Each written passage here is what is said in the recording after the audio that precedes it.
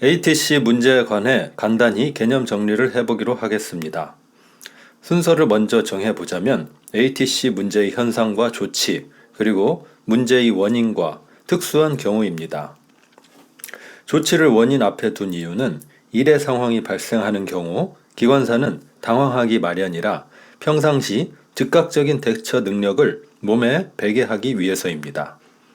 개인적으로 제겐 ATC 관련 문제가 2번 있었는데 당시 원인 파악보다는 우선 차를 움직여야 된다는 생각이 컸습니다. 막상 장애가 닥치면 자신도 몰랐던 해결법이 생각나기도 하지만 사실 언젠가 머릿속에 집어넣었던 뭔가가 있어야 무의식적으로라도 대처가 가능할 것입니다. ATC 대응에 관한 개념 정리를 미리미리 잘 해둔다면 막상 문제에 처했을 때 조치가 신속하기도 하고 평상시에도 ATC 문제에 대한 걱정이 별로 없으리라 생각합니다. 그럼 먼저 ATC 문제가 발생하면 어떤 현상이 일어나는지 살펴보겠습니다. 삐 하는 청각적인 경보는 기본이고 크게 ADU 이상과 제동 체결 두 가지를 발견할 수 있습니다. ATC 구간에선 우리가 항상 ADU를 쳐다보기 때문에 이상 발생 시 금방 알아챌 수 있습니다. ADU가 정상이라면 지시 속도와 현재 속도만 표시되는데 예를 들어 갑자기 스탑 신호가 현시된다든지 ADU가 소등된다든지 하는 것입니다. 저는 본 적이 없지만 신형차는 노코드라는 경고가 TCMS 화면에 현시되기도 한다고 합니다. 눈에 보이는 이상뿐만 아니라 ATC 문제가 발생하면 열차에는 자동적으로 7단 또는 비상제동이 체결됩니다. 여태까지 잘 운행하던 열차가 순식간에 멈춰서 버리는 것입니다. 동시에 이제 기관사의 대처만이 남습니다. 개인적으로 조치 과정에서 제일 중요하다고 생각하는 것은 비상제동의 해방입니다. 원인 파악이 먼저라고 생각할 수도 있지만 비상제동 해방 여부가 원인 파악의 중요한 단서가 되기도 하기 때문에 ATC 문제로 또는 다른 경우에 있어서도 열차에 비상제동이 체결되는 경우 제동 핸들을 7단에 두는 습관을 가지면 좋습니다. 전동차 특성상 운행하는 열차에 스스로 위험을 감지하여 비상제동을 체결하면 저절로 복귀되지는 않도록 설계되어 있는데 그 빗장을 풀어주는 역할이 바로 제동 핸들 7단 위치입니다. 비상제동의 해방 여부에 따라 확인 운전이나 지령 운전을 할 것인지 정상 운전이 가능한지 등등이 결정됩니다. 그럼 조치 사항을 좀 더 세부적으로 살펴보겠습니다. 먼저 비상제동이 해방되는 경우입니다. 비상제동이 해방된다는 것은 일단 기분 좋은 일입니다. 비상제동이 해방되고 정상적인 지시 속도가 현시된다면 더할 나위 없이 좋습니다. 일시적인 오류로 생각하여 정상 운행하면 되겠습니다.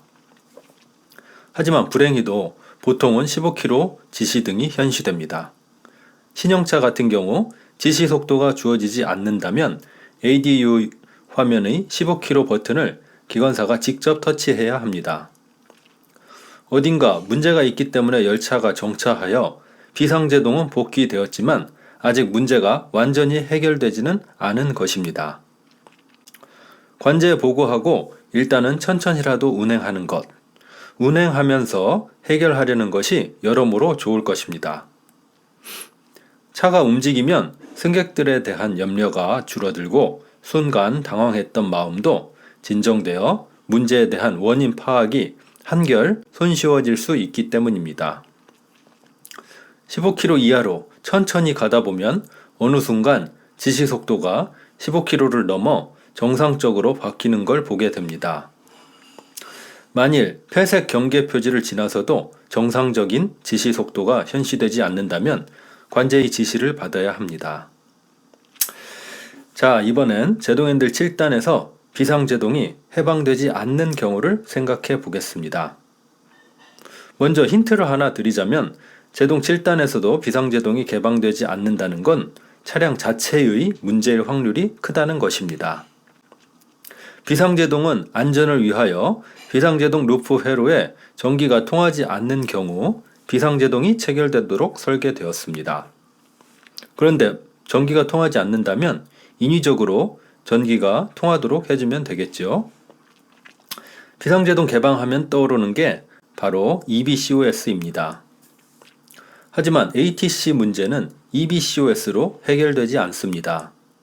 대신 ATC COS가 비상제동 회로의 구멍난 부분을 바이패스하여 루프 회로를 연결시켜 비상제동을 개방시켜 줍니다. 그래서 만일 ATC 문제로 비상제동이 체결되어 복귀 취급, 즉 제동 핸들을 7단으로 하였는데도 비상제동이 복귀되지 않는다면 관제 승인으로 ATC 시스템을 차단하고 운행해야 한다는 개념이 필요합니다. 그런데 여기서 주의할 점이 두 가지 있습니다. 첫째, ADU가 소등된 건 고장이 아니고 단순히 관련 차단기가 차단된 경우이기 때문에 먼저 ATCN, ATC-PSN, ADUN 같은 차단기들을 확인한 후 복귀해 보려는 시도를 해야 합니다.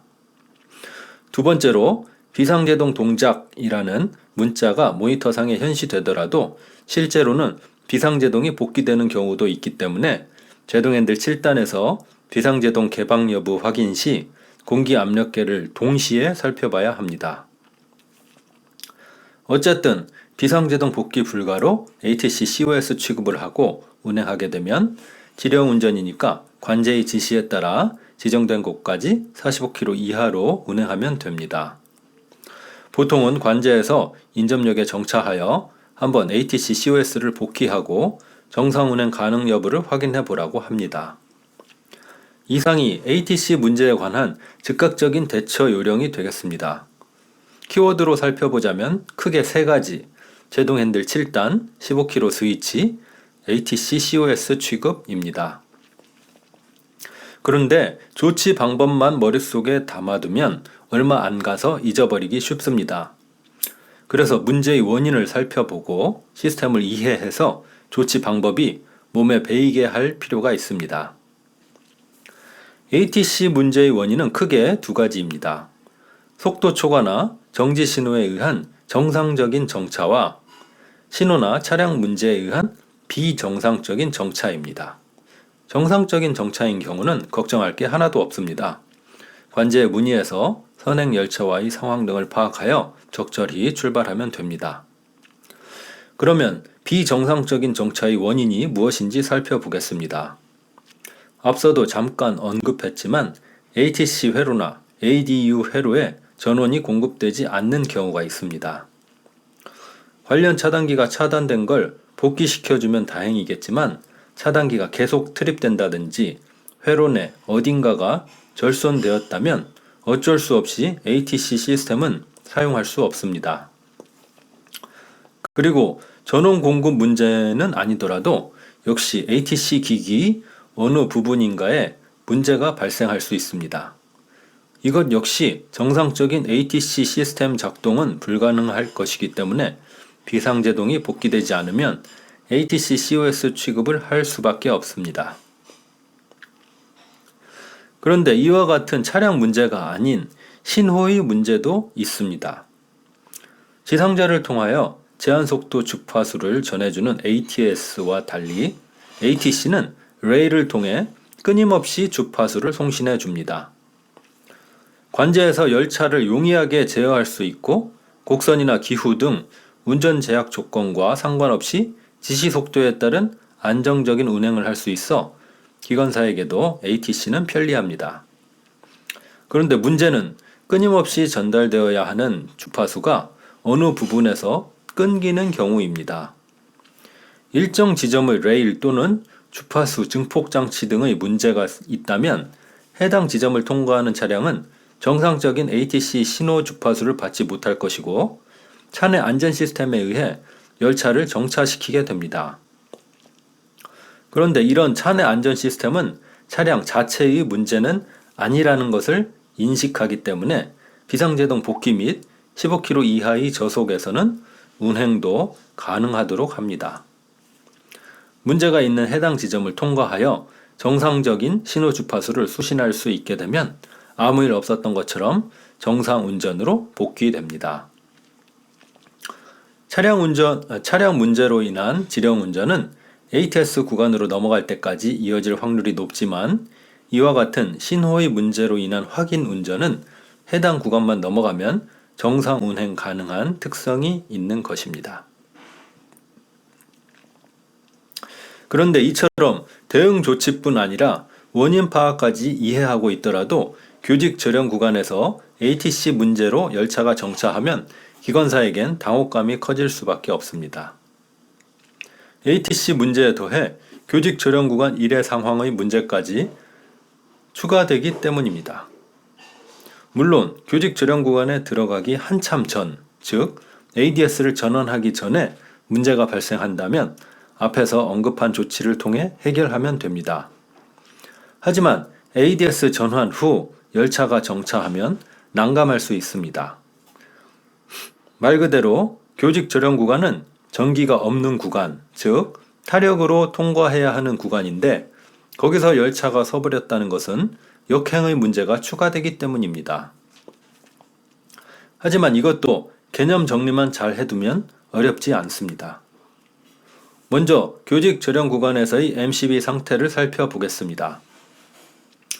ADS 전환으로 MCB는 일체 차단되는데 저령 구간을 통과하면 순차적으로 MCB가 투입되고 마지막 유니트까지 저령 구간을 빠져나오면 전체 MCB가 투입됩니다.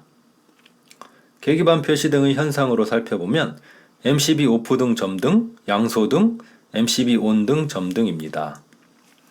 이 셋 중에서 역행이 불가능한 경우는 MCB 오프 등이 점등된 경우 하나입니다.